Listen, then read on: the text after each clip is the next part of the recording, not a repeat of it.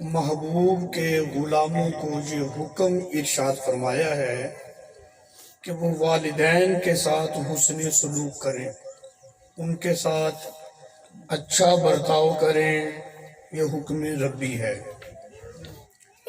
امام بخاری رحمۃ اللہ علیہ ادب المفرد میں لکھتے ہیں کہ جو بندہ یہ جاننا چاہتا ہے کہ رب مجھ سے راضی ہے یا ناراض ہے، امام بخاری نے ادب المفرد میں لکھا ہے کہ وہ والدین کو دیکھ لے، اگر والدین راضی ہیں تو سمجھے کہ رب بھی راضی ہے، اگر والدین ناراض ہیں تو رب بھی ناراض ہے۔ یعنی پیدا کرنے والی جو ہستی ہے، جو خالق مالک رازق ذات ہے، اس کی رضا والدین کی رضا میں ہے۔ اگر یہ ہستیاں راضی رہتی ہیں تو پیدا کرنے والا رب بھی راضی رہتا ہے۔ آپ یہیں سے اس بات کا اندازہ لگا لیں کہ اللہ تعالیٰ نے اپنی رضا جو ہے وہ والدین کی رضا میں رکھی ہے، تو کتنا بلند مقام ہے والدین کا۔ حدیث مبارکہ کا مفہوم ہے، میرے آقا علیہ الصلوۃ والسلام نے فرمایا، جو محبت کی نظر سے والدین کی زیارت کرتا ہے، اللہ اسے مقبول حج کا ثواب عطا فرما دیتا ہے۔ سبحان اللہ۔ بات قابل غور ہے، محبت سے دیکھنا، اس کا اتنا بڑا اجر اور اتنا بڑا ثواب کہ مقبول حج کا ثواب مل جائے، تو کیا خیال ہے اس خوش نصیب اولاد کے بارے میں، بیٹے کے بارے میں جو والدین کی خدمت کرے، پھر اس کا کتنا بڑا اجر ہوگا۔ حج پہ لاکھوں روپے خرچ ہوتے ہیں، بندہ وطن سے بے وطن ہوتا ہے، پھر بھی وہ ہاتھ اٹھا کر یہ نہیں کہہ سکتا کہ میرا حج قبول ہو گیا ہے۔ لیکن زیارت والدین اتنی بڑی اور اتنی عظیم عبادت ہے کہ بندہ جب محبت کی نظر سے اپنے والدین کو دیکھتا ہے، اللہ صرف حج کا ثواب نہیں بلکہ اس حج کا ثواب عطا فرما دیتا ہے جو اللہ اپنی بارگاہ میں قبول فرماتا ہے۔ سبحان اللہ۔ میں نے ایک جگہ پڑھا کہ جو بندہ اپنے والدین کی قبر کی زیارت کرتا ہے، اللہ اسے 10 مقبول حجوں کا ثواب عطا فرماتا ہے۔ یہ پتہ نہیں کون سا دین مارکیٹ میں آ گیا، ہم اس کی بات نہیں کرتے جو کہتے قبروں پہ جانا شرک ہے۔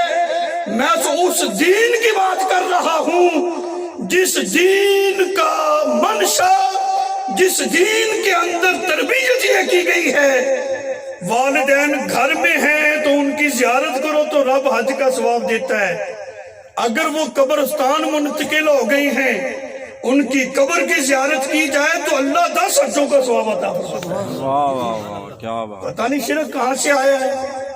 بات کو میں آگے بڑھاتا ہوں۔ حدیث کا مفہوم ہے، 3 افراد ایسے ہیں جن کی دعا کبھی رد نہیں ہوتی۔ نمبر 1 مسافر۔ مسافر جو ہوتا ہے اس کی دعا رد نہیں ہوتی، اس سے دعا لینی چاہیے۔ نمبر 2 مظلوم۔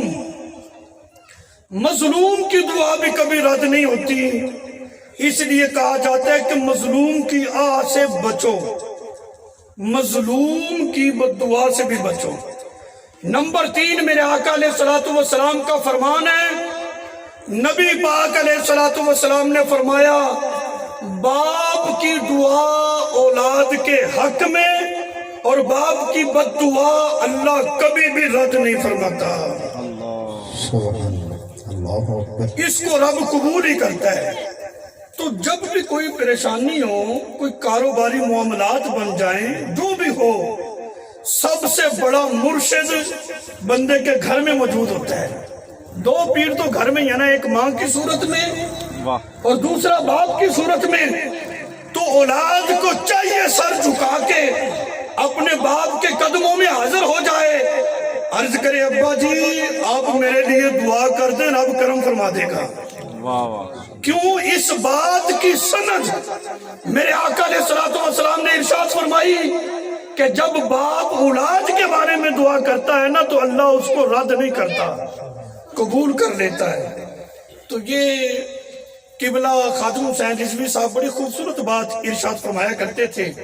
جب بھی ان سے کہا جاتا نا بابا جی آپ دعا دے دیں، آپ کی دعا کی طلبگار، کہتے او جلے ہو او دعاواں کروائیاں نہیں جاندیاں، دعاواں لئیاں جاندیاں۔ اللہ اولاد کو چاہیے کہ وہ خدمت اس طرح اپنے والدین کی کریں کہ وہ خوش ہو کر خود دعا دیں۔ واہ پھر دیکھنا بندہ دنیا آخرت قبر کے مناظر کو کس طرح کامیابی کے ساتھ طے کر جاتا ہے، اس کی دنیا بھی جنت بن جاتی ہے جس کے والدین راضی ہوتے ہیں۔ ایک بزرگ کا واقعہ میرے ذہن میں آ رہا ہے، میں ذکر کر دوں۔ وہ سفر کر رہے تھے، اس نے دیکھا ایک انسان ہے، سر اس کا گدھے کی مثل ہے، گدھے کی طرح اس کا سر، اور بکیا دھڑ، جسم جو ہے وہ انسان کی طرح ہے، اور وہ یہ پکار رہا ہے مشکیزہ مشکیزہ کیا ہے، پیشاب پیشاب کیا ہے۔ وہاں پر ایک جھونپڑی تھی، اس بزرگ نے اس بڑھیا سے پوچھا اماں جی یہ کیا معاملہ ہے، اس کا سر جو ہے وہ گدھے کی طرح ہے، بقیہ جسم انسان کی طرح، یہ کیا معاملہ ہوا؟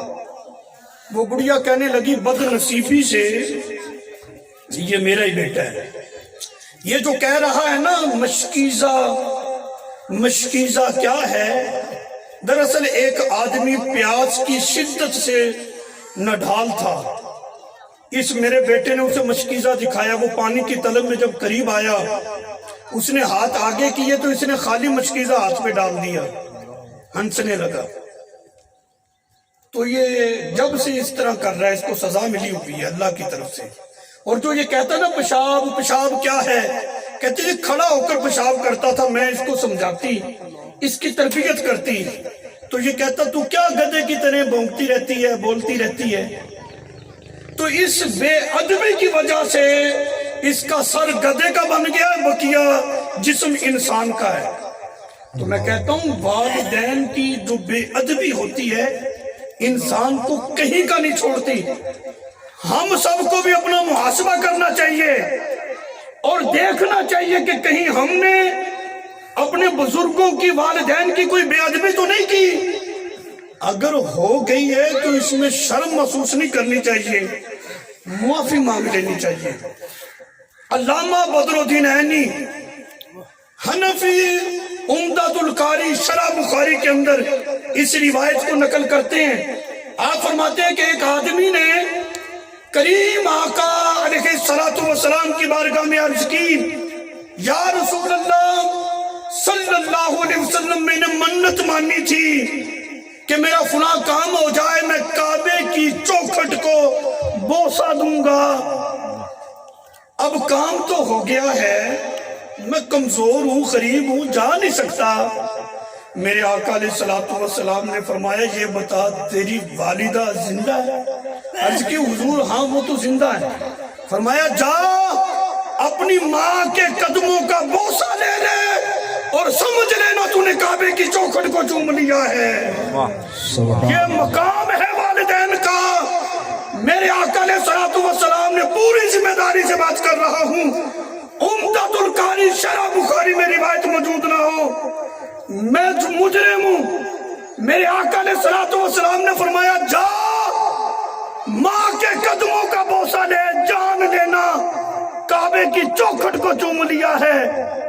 حضور نے یہ نہیں فرمایا بھی کعبے کی چوکھٹ ہے چل ماں کے سر کو چوم لے، نہیں، ماں کا مقام یہ ہے کہاں کعبے کی چوکھٹ۔ رسول اللہ نے فرمایا پاؤں چوم، سمجھ لینا کعبے کی چوکھٹ کو بوسہ دیا ہے۔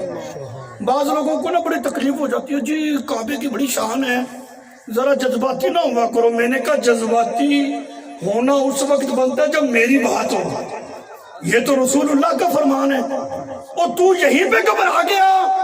میرے آقا علیہ الصلوۃ والسلام کا فرمان ہے، رسول اللہ صلی اللہ علیہ وسلم نے فرمایا جنت ماں کے قدموں کے نیچے ہے۔ حضور تو جنت کو، میرے آقا علیہ الصلوۃ والسلام نے نے مجھے شان مقام مرتبے عطا کیے، میں نے وہ جنت جو ساتوں آسمانوں سے اوپر ہے، حضور فرماتے میں نے اس جنت کو کھینچ کر ماں کے قدموں کے نیچے رکھ دیا۔ سبحان اللہ، نعرہ تکبیر، نعرہ رسالت، جشن میلاد مصطفیٰ اللہ محمد چار یار حاجی خواجہ قطب فری۔ تو یہ مقام ہے والدین کا۔ ایک آدمی نے عرض کی یا رسول اللہ صلی اللہ علیہ وسلم، جہاد کی اجازت طلب کرنا چاہتا ہوں، جہاد کی اجازت عنایت فرما دیں۔ کتنا خوبصورت انداز تھا کریم آقا علیہ الصلوۃ والسلام کی تربیت کا۔ حضور نے فرمایا اپنی والدہ سے اجازت لے کر آئے۔ جہاد اسلام کے اندر بہت بڑی اور بڑی عظیم عبادت ہے، لیکن میرے آقا علیہ الصلوۃ والسلام کی تربیت دیکھو۔ حضور فرما رہے ہیں اپنی ماں سے اجازت لے کر آئے ہو، بتاؤ، جو حدیث میں بیان کر رہا ہوں، فرمایا بتاؤ تمہارے بعد تمہاری والدہ کی خدمت کرنے والا کوئی ہے؟ عرض کی نہیں۔ فرمایا جا واپس لوٹ جا، اپنی ماں کی خدمت کر، اللہ تیری نیت کے مطابق تجھے جہاد کا ثواب عطا فرما دے گا۔ مطلب یہ ہے کہ ماں کی خدمت کا صلہ رب جہاد کا ثواب عطا فرماتا ہے۔ والدین کی رضا میں اللہ کی رضا، والدین کی خوشنودی میں رب کی خوشنودی، اور اس سے بڑھ کر دیکھو کہ والدہ کے قدموں کو بوسہ دینا یوں ہے کعبے کی چوکھٹ کو چوم لیا ہے۔ اگر محبت کے ساتھ والدین کی زیارت کی جائے تو مقبول حج کا ثواب ملتا ہے۔ وہی کریم آقا علیہ الصلوۃ والسلام فرما رہے ہیں جا واپس چلا جا، ماں کی خدمت کر، تیری نیت کے مطابق تجھے جہاد کا ثواب ملے گا۔ ایک شخص حضور کی بارگاہ میں آیا، عرض کی یا رسول اللہ صلی اللہ علیہ وسلم، میں ہجرت اور جہاد پہ بیعت کرنے کے لیے آیا ہوں، آپ کے ساتھ ہجرت کروں گا، جہاد بھی کروں گا، اس سے بڑا کوئی جہاد ہو سکتا ہے جو حضور کی نگرانی میں میرے آقا علیہ الصلوۃ والسلام سپہ سالار ہوں، پھر حضور کے ساتھ مل کر کیا جائے، اس سے بڑا کائنات کا کوئی جہاد نہیں۔ میرے آقا علیہ الصلوۃ والسلام نے فرمایا اجازت لی ہے؟ نہیں، چل واپس اجازت لے پہلے جا کر۔ یہ ہے مقام جب جہاد جیسی عظیم عبادت کو والدین کی رضا پر موقوف کر دیا گیا ہے، تو پھر کائنات کے دیگر کام والدین کے سامنے کیا حیثیت رکھتے ہیں؟ ہاں، ایک بات ذہن نشین کر لو، والدین کی فرما برداری بہت بڑا ثواب ہے۔ اگر وہ حکم دیں دین کے خلاف، مثلا کہیں بیٹا تو روزہ نہ رکھ، روزہ رکھنے سے تیری صحت خراب ہوتی ہے، تو اب ماں کی نہیں مانی جائے گی۔ کیوں؟ اللہ رسول کا حق ماں سے زیادہ ہے۔ میرے آقا علیہ الصلوۃ والسلام نے فرمایا روزے تم رکھو، تمہاری صحت کا ضامن میں محمد ہوں۔ پتہ چلا ایسا حکم جو شریعت سے ٹکراتا ہو وہ نہیں، جس کی شریعت نے اجازت دی ہے ان تمام کاموں میں والدین کی اتباع کی جائے گی، ان کا حکم مانا جائے گا۔ عرب کے لوگ بڑے قادر الکلام تھے، وہ کوئی بھی واقعہ ہو تو اس کو شعر و شاعری کے اندر ڈھال دیا کرتے تھے۔ ایک نوجوان نے نبی پاک علیہ السلام کی بارگاہ میں اپنے والد کی شکایت کی۔ یہ حدیث پاک بڑی قابل غور ہے، توجہ طلب ہے، آپ نے بڑی محبت کے ساتھ، بڑی توجہ کے ساتھ سننا ہے۔ اس نوجوان نے اپنے باپ کی شکایت لگائی، میرا باپ جو ہے وہ میرے مال سے مال لیتا رہتا ہے، تو آپ اس کو منع کر دینا وہ میرا مال نہ لیا کرے۔ نبی کریم علیہ الصلوۃ والسلام نے فرمایا جاؤ اپنے ابے کو بلا کر لاؤ۔ باپ کو پتا چلا بیٹے نے شکایت لگا دی ہے اور رسول اللہ صلی اللہ علیہ وسلم نے مجھے طلب کیا ہے۔ اب وہ آ رہا ہے، راستے میں سوچ رہا ہے جب یہ پیدا نہیں ہوا تھا تو میں نے منتیں مانی تھی، وہ سارے معاملات سوچتے ہوئے آ رہا ہے اور اس نے میری شکایت لگا دی، میں نے اس کی تربیت کی، اس کو جوان کیا، کیا کچھ نہیں کیا۔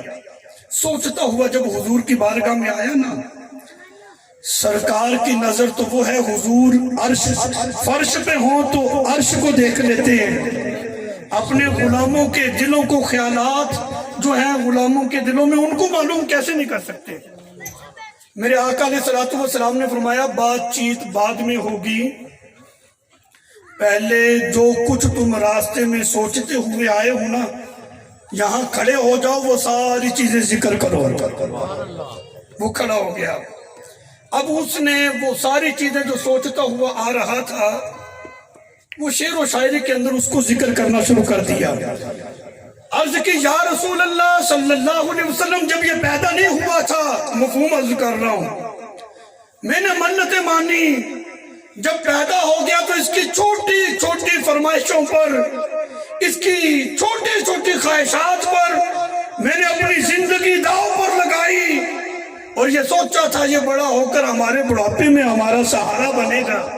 اس نے شکایت لگا دی، وہ اس طرح کی باتیں کر رہا تھا۔ یہ جی توجہ میری طرف رہے، داتا علی اجمیری رحمت اللہ علیہ نے اپنی کتاب میں لکھا ہے کہ شاہ محمد حسین رحمت اللہ علیہ، ان سے کسی نے پوچھا کہ مراقبہ کسے کہتے ہیں، آپ نے مراقبہ سیکھا کہاں سے ہے؟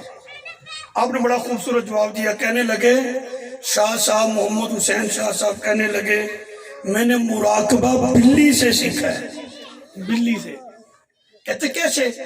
کہتے کہ جب چوہا اپنی بل میں گھس جاتا ہے، بلی جو ہے وہ نظریں جما کر بیٹھی رہتی ہے، جیسے وہ باہر نکلتا ہے تو شکار کر لیتی ہے۔ کہتے میں نے بلی کو دیکھ کر اپنے آپ سے کہا اے محمد حسین، یہ بلی اپنے شکار پہ نظریں جما کر بیٹھی ہے، میں کیوں نہ اپنے یار پہ نظریں جما کر بیٹھوں؟ کسی نے پروانوں سے کہا جاؤ نا ذرا شہر میں لائٹنگ دیکھ کر آؤ کیسی ہے۔ پروانے گئے، واپس آ گئے، وہ جی بڑی زبردست لائٹنگ ہے۔ اس نے کہا تم بیروپی ہو اور پروانے نہیں، اگر واقعی تم پروانے ہوتے تو روشنی کے قدموں میں مر کیوں نہیں گئے، اپنی جان کیوں نہیں دے دی؟ جب بندہ آ جائے نبی کی محفل میں، حضور کی بزم میں آ جائے، پھر نہ تو آنکھیں ادھر ادھر ہونی چاہیے، نہ کان ادھر ادھر ہونے چاہیے، نہ دل، بلکہ جب حضور کی بزم میں آ جائے بندہ تو پھر دل مدینے کی طرف ہونا چاہیے۔ وہ بندہ کلام کر رہا ہے، جو کچھ اس نے سوچا تھا، کریم آقا علیہ الصلوۃ والسلام کی آنکھوں میں سے آنسو جاری ہیں۔ حضور نے اس نوجوان سے فرمایا او لڑکے جا، تو بھی تیرے باپ کا ہے، تیرا مال بھی تیرے باپ کا ہے۔ یہ رسول اللہ صلی اللہ علیہ وسلم نے فیصلہ فرمایا کہ تو بھی تیرے باپ کا، تیرا مال بھی تیرے باپ کا ہے۔ باپ کی شان تو یہ ہے، یہ حکم ربی ہے کہ بندہ بندے کو قتل کر دے قصاصاً اس کو بھی قتل کیا جائے گا۔ اگر باپ قتل کر دے، بیٹا باپ سے قصاص نہیں لے سکتا۔ باپ نے پوتے کو قتل کر دیا تو بیٹا کہ میں نے تو بھی قتل کا بدلہ قتل لینا ہے، نبی پاک کی شریعت میں اس کا قصاص نہیں لیا جائے گا۔ کیوں؟ باپ کی شانیں بہت ہیں، اس کی عظمت بڑی ہے، قصاص بھی نہیں لے سکتا، یہ مقام شریعت نے ذکر کیا ہے۔ اب تھوڑی سی آپ نے توجہ بڑھانی ہے، میں بات کو سمیٹنے لگا ہوں۔ والدین کے حقوق جس طرح زندگی میں ہوتے ہیں، دنیا سے رخصت ہو جائیں پھر بھی ان کے کچھ حقوق والدین کے اپنی اولاد پر باقی ہوتے ہیں۔ سب سے پہلا حق باپ کا دنیا سے رخصت ہونے کے بعد اپنی اولاد پر یہ ہوتا ہے کہ اولاد باپ کو غسل دے. یعنی اتنا علم ہمیں چاہیے کہ ہم حاصل کریں کہ باپ کا یہ حق بھی ادا کر سکیں گے. آج شرمندگی کی بات ہے، باپ غسل کے پھٹے پہ ہوتا ہے، بیٹا فون کر رہا ہوتا ہے ابھی غسل دینے والا نہیں آیا. وہ بھی حق تیرا بنتا ہے، تو صرف وراثت کا ہی مالک ہے، تو نے باپ کی وراثت میں ہی حق اپنا جتلانا ہے. یہ حق کو تو پورا کرنا. یہ پروفیشنل جو لوگ ہوتے ہیں نا غسل دینے والے، ان کے دل میں کہاں رحم ہوگا. میت کو سخت ہاتھ لگے اس کی بھی تکلیف ہوتی ہے.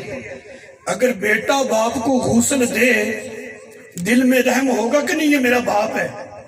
بڑی آہستگی کے ساتھ اس کو ہاتھ لگائے گا، تکلیف ہونے سے اس کو بچائے گا. پھر فرمایا کہ باپ کا دوسرا حق اپنی اولاد پر دنیا سے رخصت ہونے کے بعد یہ ہے کہ بیٹا جنازہ پڑھائے. اب صورتحال یہ ہے کہ وہ اس لائق بھی نہیں کہ باپ کا جنازہ پڑھے. اس کو پتہ ہی نہیں جنازہ کیسے ہوتا ہے. امام صاحب کہتے ہیں اللہ اکبر، وہ رکوع میں چلا جاتا ہے. جو زیادہ ہی ہوتا ہے وہ سجدے میں بھی چلا جاتا ہے. دوسرا حق یہ ہے کہ بیٹا خود اپنے باپ کا جنازہ پڑھائے. وہ دنیا سے رخصت ہو کر جا رہا ہے تاکہ اس کی میت کو، اس کی روح کو تازگی ملے. میں ایسی اولاد چھوڑ کر جا رہا ہوں جو رسول اللہ کے مصلی کی وارث ہے. کھڑا ہو کر جنازہ پڑھائے وہاں پہ. یہ حق ہے باپ کا. ہم نے صرف مال اور دولت پہ ہی حق جتانا سیکھا ہے. ان حقوق کی پاسداری کس نے کرنی ہے؟ تیسرا حق باپ کا اپنی اولاد پہ دنیا سے رخصت ہونے کے بعد وہ یہ ہوتا ہے، ان حقوق کا جاننا ہمارے لیے ضروری ہے. والدین کی خدمت دنیا میں بھی کرو، جب یہ دنیا سے رخصت ہو جائیں اس کے بعد کے جو حقوق ہیں اس کو بھی پورا کرنا اولاد پر لازم ہوتا ہے. تیسرا حق والدین کا اپنی اولاد پر یہ ہوتا ہے، اگر وہ مقروض ہے، کسی کا قرض دینا ہے تو اولاد اپنے باپ کا قرض ادا کرے تاکہ اس کی روح کو تازگی ملے، راحت ملے، سکون ملے. بندوں کا قرض دینا ہے تو یہ بھی ادا کرے. اگر رب کا بندہ مقروض ہے تو وہ اللہ کا قرض بھی ادا کرے. رب کا قرض کیا ہے؟ ایک بادشاہ تھا، اس کو بڑی بے چینی تھی. وہ اپنے وزیروں مشیروں سے کہتا مجھے کسی بابے کے پاس لے چلو تاکہ میرے دل کو سکون مل جائے. وہ جس بزرگ کے پاس جاتے بابا جی کہتے جی بادشاہ سلامت، وزیر اعلیٰ صاحب آپ نے آنے کی تکلیف کیوں کی؟ حکم دیا ہوتا ہم خود حاضر ہو جاتے، آپ نے یہ تکلیف کیوں کی؟ وہ بادشاہ کہتا ہے اس بابے کے پاس میرا علاج کوئی نہیں، مجھے کہیں اور لے چلو. یوں چلتا رہا سلسلہ. کسی سمجھدار آدمی نے کہا کب تک بھٹکتے رہو گے، میں تمہیں بابے کا بتاتا ہوں، وہاں علاج اس کا ہے. جاؤ تم اس کو فضیل بن عیاض کے پاس لے چلو. جب اس دروازے پہ پہنچے حضرت فضیل بن عیاض کے دروازے پہ، دروازہ کھٹکھٹایا، آواز آئی کون؟ جواب دیا وزیر ہوں. حضرت فضیل رحمت اللہ علیہ فرمانے لگے میں نے تو آپ کو بلایا ہی نہیں. وہ بادشاہ کہنے لگا یہاں میرا علاج ہے، یہ بابا میرا علاج کرے گا. حضرت فضیل بن عیاض رات کا وقت تھا، جو چراغ جل رہا تھا وہ بھی بجھا دیا. دروازہ کھولا، بادشاہ کے ہاتھ حضرت فضیل بن عیاض کے پاؤں کو لگے. پہلے جملے پہ حضرت فضیل بن عیاض نے بادشاہ کو تڑپا کے رکھ دیا. فرمانے لگے بڑے نرم ہاتھ ہیں، کہیں دوزخ میں جل نہ جائے. اللہ. وہ بادشاہ تڑپ گیا، کہنے لگا تمہارے پاس میرا علاج ہے، اب مجھے حکم دو، اگر تم نے کسی کا قرض دینا ہے تو میں اتار دوں. حضرت فضیل رحمت اللہ علیہ فرمانے لگے اللہ کا قرض دینا ہے، اتار سکتے ہو تو اتار دو۔ یعنی بندہ رب کا بھی مقروض ہوتا ہے۔ اولاد پر والدین کا حق تیسرا یہ ہے، اگر وہ لوگوں کے مقروض ہیں لوگوں کا قرض اتارے، اگر رب کے مقروض ہے تو وہ قرض بھی اتارے۔ مثلا روزے نہیں رکھے اس کا فدیہ دے اولاد، نمازیں نہیں پڑھی اس کا کوئی اندازہ کرے اور ہر نماز کا فدیہ بھی ادا کرے تاکہ قبر میں والد کی روح کو سکون پہنچے، اللہ کا قرض ادا کرے۔ یہ ہے اسلام، یہ ہے دین، جس دین نے لوگوں کو آپس میں بھی جوڑا ہے، جو دنیا سے رخصت ہو جائیں پھر زندہ لوگوں کو دنیا سے جانے والوں کے ساتھ بھی جوڑا ہے۔ یہ شرک بدعت میرے آقا کے دین میں کوئی نہیں۔ یہ پتہ نہیں کہاں سے دین چلا ہے اور کہاں جا کے اس نے ختم ہو جانا ہے۔ جو دین 1400 سال سے قیامت تک باقی رہنے والا ہے وہ دین ہے جو میرے آقا علیہ الصلوۃ والسلام نے اپنے اصحاب کی تربیت فرمائی ہے۔ حضرت عثمان غنی رضی اللہ تعالی عنہ دنیا میں کئی مرتبہ میرے آقا علیہ الصلوۃ والسلام نے فرما دیا تھا عثمان تو جنتی ہے، اپنے غلام کے ساتھ خادم کے ساتھ قبر پہ حاضر ہوئے، کھڑے، اتنا روئے کہ آپ کی داڑھی مبارک آنسوؤں سے تر ہو گئی۔ غلام نے، خادم نے عرض کی حضرت آپ تو جنتی ہیں، آپ کو تو کئی مرتبہ رسول اللہ صلی اللہ علیہ وسلم نے جنت عطا فرما دی ہے، آپ کیوں روتے ہیں؟ حضرت عثمان غنی رضی اللہ تعالی عنہ آپ فرمانے لگے میں نے رسول اللہ صلی اللہ علیہ وسلم سے سنا ہے، کریم آقا علیہ الصلوۃ والسلام نے فرمایا آخرت کی منازل میں سے قبر پہلی منزل ہے، جو بندہ یہاں کامیاب ہو گیا پھر ساری جگہ ہی کامیاب ہو جائے گا۔ نعرہ تکبیر، نعرہ رسالت، جشن میلاد مصطفیٰ اللہ محمد چار یار حاجی خواجہ قطب فرید۔ تو یہ وہ دین ہے جس کی تربیت میرے آقا علیہ الصلوۃ والسلام نے فرمائی، جو صحابہ سے رسول اللہ صلی اللہ علیہ وسلم کی ساری امت تک یہ دین پہنچا ہے۔ میرے آقا علیہ الصلوۃ والسلام تشریف لائے، آثار السنن میں بھی یہ حدیث ہے، میں نے پڑھائی ہے، قبلہ نے بھی پڑھی ہے دور حدیث شریف کی کلاس میں۔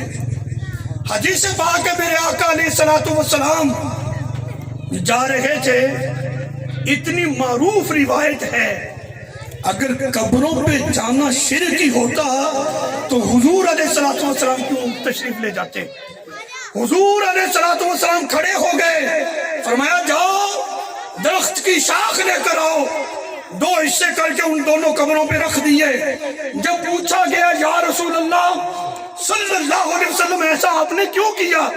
میرے آقا علیہ الصلوۃ والسلام نے فرمایا ان قبر والوں پر عذاب ہو رہا تھا، صرف اتنا ہی نہیں عذاب کس وجہ سے ہو رہا تھا یہ بھی میرے آقا نے فرما دیا۔ حدیث کی کتاب میں مختلف کتب حدیث میں کثرت کے ساتھ یہ حدیث پاک موجود ہے۔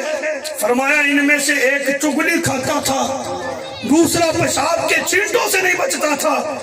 حضور نے وہ کھجور کی شاخ دو حصے کر کے رکھی، فرمایا جب تک یہ شاخ تر رہے گی اللہ کا ذکر کرتی رہے گی اور ان کے عذاب میں کمی ہوتی رہے گی۔ مجھے یہ بتاؤ افضل المخلوقات، اشرف المخلوقات کون ہے؟ انسان ہے نا۔ یہ نباتات، درخت بھی اللہ کی مخلوق ہے، لیکن درختوں سے افضل انسان ہے۔ اگر درخت کے پتے اللہ کا ذکر کرے قبر پہ، قبر والے کا عذاب دور ہو جاتا ہے۔ رب کی افضل مخلوق انسان قبر پہ جا کے رب کا ذکر کرے۔ اور سنیوں مان کرو اپنے عقیدے میں تمہارے نظریات، تمہارے عقائد وہی ہیں جو 14 سال پہلے میرے آقا علیہ الصلوۃ والسلام نے ذکر کر دیے تھے۔ اگر درخت کے پتے عذاب دور کر سکتے ہیں تو رسول اللہ کا غلام جا کر فاتحہ پڑھے، اس سے بھی قبر والے کو فائدہ ہوتا ہے۔ اذان ہو رہی ہے، آخری بات، اس کے بعد اجازت چاہوں گا۔ رسول اللہ صلی اللہ علیہ وسلم کے دین میں والدین کے ساتھ حسن سلوک کرنا یہ دین کا ایک حصہ ہے۔ ہم ان چیزوں کو رسمی نہیں لیں گے بلکہ اپنی زندگی کا حصہ بنائیں، اور آئندہ سے سارے نوجوان کوشش کریں کہ ہم آئندہ ساری زندگی والدین کی نافرمانی سے بچیں گے۔ اللہ تعالی ہم سب کو والدین کا خدمت گزار بنائے۔